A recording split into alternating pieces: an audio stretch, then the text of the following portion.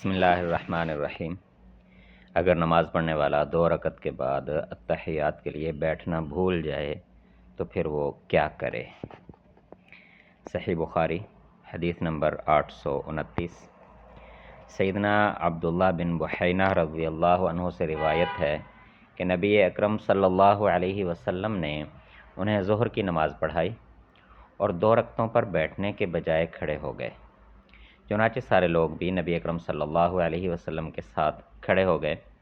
جب نماز ختم ہونے والی تھی اور لوگ نبی اکرم صلی اللہ علیہ وسلم کے سلام پھیرنے کا انتظار کر رہے تھے تو نبی اکرم صلی اللہ علیہ وسلم نے تکبیر کہی، یعنی کہ اللہ اکبر کہا اور سلام پھیرنے سے پہلے 2 سجدے کیے، پھر سلام پھیرا۔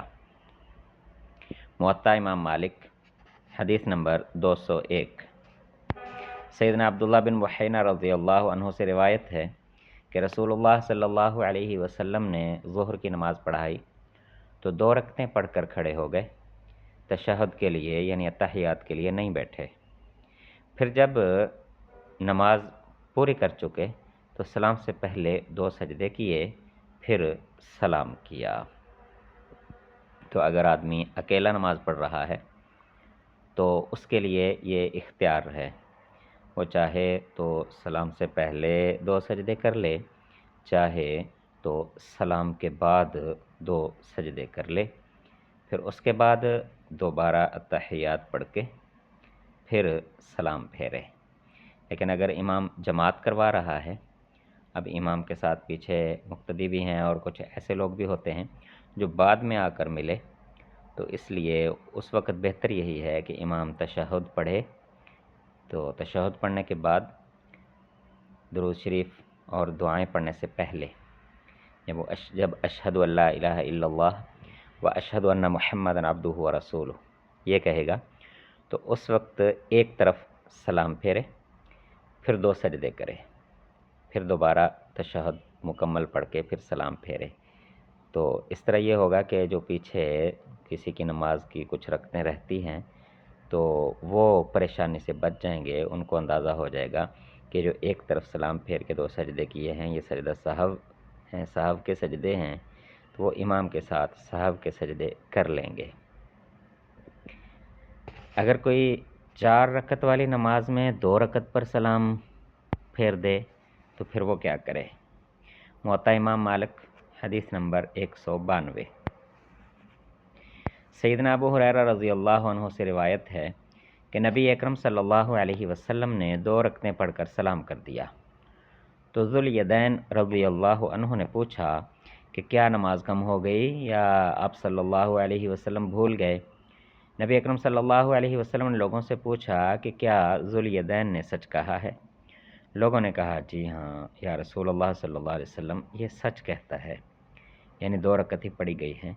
تو نبی اکرم صلی اللہ علیہ وسلم کھڑے ہوئے، 2 رکعتیں اور پڑھیں، پھر سلام کر کے تکبیر کہی اور سجدہ کیا، سجدوں کی طرح جس طرح عام سجدے کیے جاتے ہیں اسی طرح سجدہ کیا یا کچھ اس سے لمبا سجدہ کیا، پھر سر اٹھایا، پھر تکبیر کہی اور دوسرا سجدہ کیا عام سجدوں کی طرح یا اس سے کچھ زیادہ طویل، پھر سر اٹھایا، یعنی کہ سلام کے بعد سجدہ سہو کیا۔ اگر کوئی رکعتوں کی تعداد بھول جائے تو وہ کیا کرے؟ موطا امام مالک حدیث نمبر 196۔ عطا بن یسار سے روایت ہے کہ رسول اللہ صلی اللہ علیہ وسلم نے فرمایا، جب تم میں سے کسی کو نماز میں شک ہو، پھر یاد نہ رہے کہ 3 رکعتیں پڑھی ہیں یا 4، تو اسے چاہیے کہ 1 رکعت اور پڑھ لے اور سلام سے پہلے 2 سجدے کرے۔ تو اگر یہ رکعت جو اس نے پڑھی ہے حقیقت میں 5ویں ہوگی تو ان سجدوں سے مل کر 1 دوگانہ ہو جائے گا، یعنی کہ 6 رکعتیں پوری ہو جائیں گی۔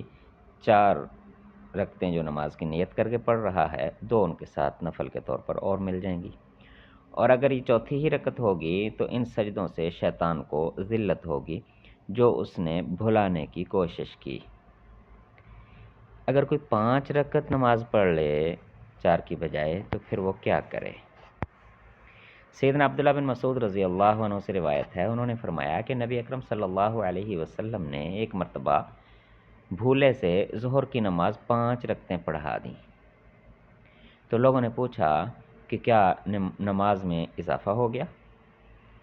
تو سیدنا عبداللہ بن مسعود رضی اللہ عنہ فرماتے ہیں کہ جب لوگوں نے یہ پوچھا تو نبی اکرم صلی اللہ علیہ وسلم واپس آپ نے اپنے پاؤں موڑ لیے اور سہو کے 2 سجدے کر لیے، یعنی کہ 5 رکعتیں پڑھیں، بعد میں یاد آیا کہ یہ تو 5 پڑھ ہو گئیں، تو اب سہو کے 2 سجدے سلام کے بعد بھی نبی اکرم صلی اللہ علیہ وسلم نے کیے ہیں۔